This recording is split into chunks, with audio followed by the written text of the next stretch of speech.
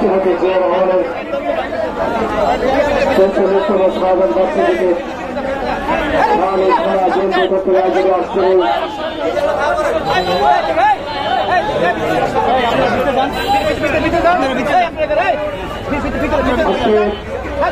থানা বিএনপি এই আল্লাহর স্বাভাবিক বিদ্যার্থী রহমতুল্লাহ মাদার শরীরের দিকে দারিদ্রের মাঝে খাদ্য বিতরণ কর্মসূচি গ্রহণ করেছে।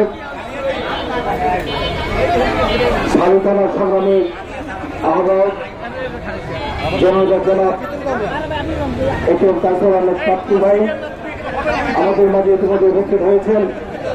আজকের এই অনুষ্ঠানের প্রধান অতিথি সাবেক ছাত্র নেতা রাজপথ আন্দোলনের সংগ্রামী অত্যন্ত পরিচ্ছন্ন পরিশ্রম এবং ত্যাগী নেতা ঢাকা মহানগর বিএনপির সংগ্রামী সদস্য সচিব জনতা জনাব মুস্তফা জামান উপস্থিত আছেন।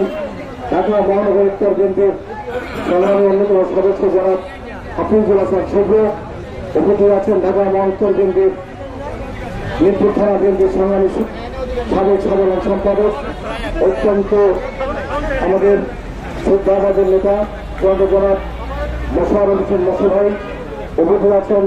ঢাকা মহানগর বিএনপির সাবেক সদস্য জনাব মোহাম্মদ হানিফ মিয়া উপস্থিত আছেন।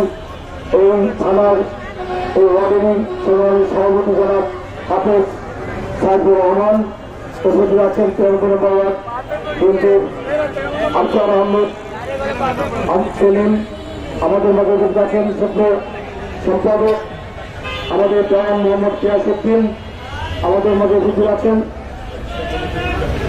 আত্মমর্যাদা বিএনপি সাধারণ সম্পাদক জাসিদ রাকিব হোসেন সহ শাহালি থানার বিভিন্ন স্তরের নেতৃবৃন্দ আমাদের মাঝে উপস্থিত থাকার কথা ছিল। যিনি এই অঞ্চলের তিন প্রধান ছিলেন আমাদের যোগ্য আহ্বায়িকা সত্যি আমরা দৃষ্টি হাজির যাওয়ার কারণে আজকে আমরা সবাই মিলে এই অনুষ্ঠানটি করছি। আমরা সবাইকে ধন্যবাদ জানিয়ে শুভেচ্ছা কথা বলতে চাই। সৈয়দ রাজচন্দ্র জিয়া রহমানের যে আদর্শ, সৈয়দ রাজচন্দ্র জিয়া রহমানের যে চিন্তা চেতনা, সৈয়দ রাজচন্দ্র জিয়া রহমানের রাষ্ট্র পরিচালনা করার যে ছোট কৌশল সেটাকে আমরা ধারণ করে দেশনীতি এবং খাওয়া জিয়া নেতৃত্ব আগামী দিনে তারেক রহমানের যে অনুপ্রেরণা সেখানে আমরা এটাকে নিজেরা ধারণ করে আগামী দিনে বাংলাদেশ বিনির্মাণের যে কর্মসূচি গ্রহণ করা হয়েছে সেখানে আমরা হাত দেবো ইনশাল্লাহ। কারণ আমরা জানেন অনেক ষড়যন্ত্রের ভিত্তিতে বাংলাদেশের গণতন্ত্রের জন্য যখন 1975 সালে পাকশালের পেপার হয়েছিল শহীদ রাষ্ট্রপতি জিয়া রহমান এদেশের গৌরবে গণতন্ত্র ফিরে এনেছিলেন। গৌরবে গণতন্ত্রের ভিত্তিতে এদের চলছিল আবারও স্বৈরাচারের সাথে আগমনের মধ্যে আবারও গণতন্ত্র বিপন্ন হয়েছিল। এরপরে দেখলেন বিগত 17 বছর ওর ফেসিস খুবই হাসিনা ও বাংলাদেশের গণতন্ত্রকে বড় দিকে হত্যা করেছেন।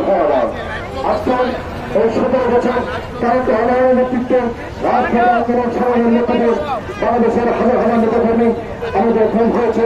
আমাদের বাংলাদেশের অনেক নেতাকর্মীকে হত্যা দেওয়া হয়েছে।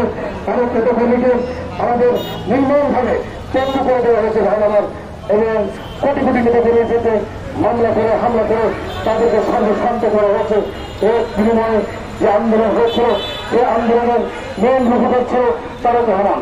তারেক রহমানের নেতৃত্বে বাংলাদেশে যে আন্দোলন হয়েছিল সেই আন্দোলনের শেষের দিকে আমাদের ছাত্র জনতা সবাই ঐক্যবদ্ধ আন্দোলনের মধ্যে সেটা বাংলাদেশ থেকে পালিয়ে যেতে ব্যর্থ হয়েছিল।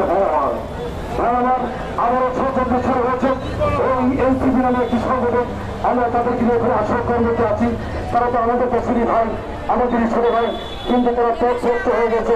তারা যে আন্দোলন করছে চাকরির জন্য সে চাকরির আন্দোলন থেকে তারা এখন পথ বানাচ্ছে। তারা